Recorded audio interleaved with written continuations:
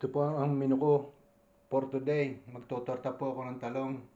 Yan po, ganyan po ako magtorta ng talong. Kahit po, sibuyas, talong.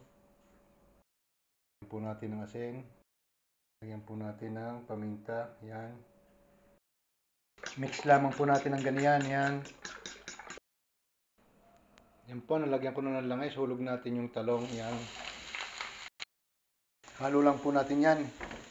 Napakadali po na yan, napakasimple, hindi na natin ilalaga, hindi na natin ibabangi. Ganyan lang po yan.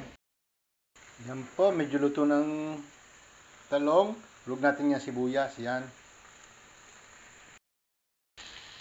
Ito yan po.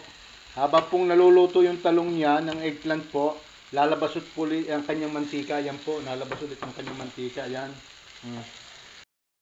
Yan po, luto na yung eggplant natin. Tingnan naman, lumabas na yung kanyang langis.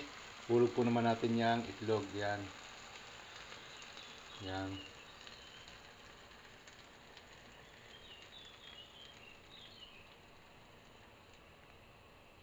Yan po. Yan po. Luto na yan. Babaliktad din natin yan. Yan po. Nabaliktad ko na. Ang aking pong tortang talong. 2 minuto. Luto na po yan. Uli.